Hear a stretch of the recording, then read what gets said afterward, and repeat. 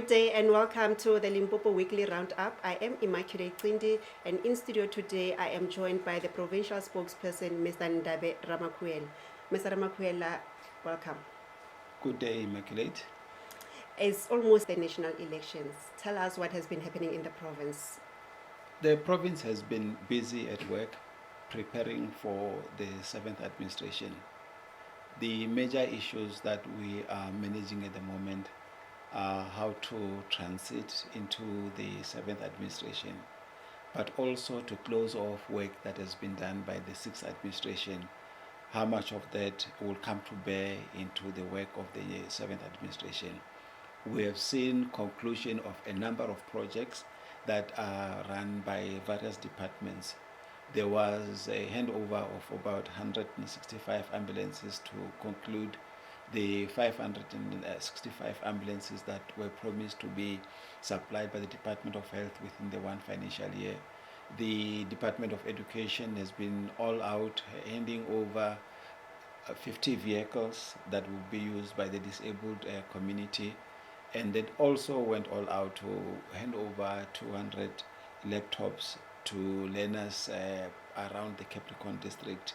There has been as well prayer that was held to partner with the South African Council of Churches to help us also pray for this transition because of the nature of activities that take place, the need for tolerance, the need for patience, and also administratively we need to be found quite ready for this.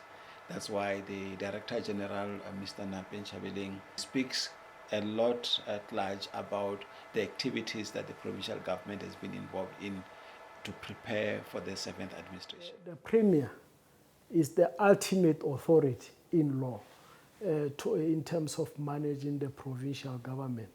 Of course, in consultation with EXCO, but that doesn't mean that he cannot take decisions in when such moment arises.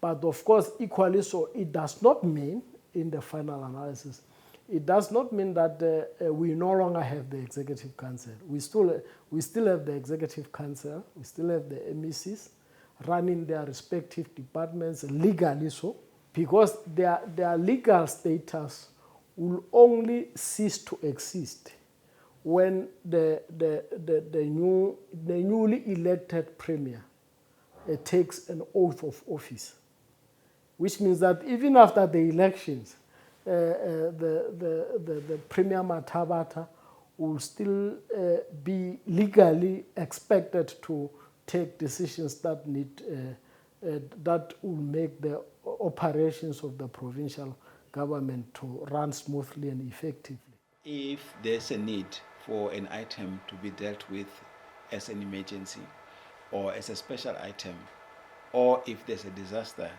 that has to occur, both the Executive Council and the legislature are still fully functional within their own ambits. They will still be able to meet until the new Executive Council is inaugurated, after the legislature shall have appointed various members to sit there, including the Premier of the province. So those are the exceptional circumstances. And the budgets concerned are already part of what administration is running. The departments have had their budgets approved, and nothing stops work of government from continuing because there are elections. What the law suggests is that there needs to be a sitting of the legislature.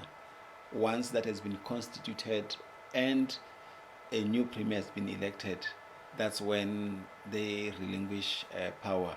Both the Premier, and once the Premier has been elected, then they will choose their own Executive Council. That's when the powers of the MECs and the Premier would lapse. There you have it. There are systems in place to ensure a smooth transition to the 7th administration. From us, until we meet again next week, is goodbye.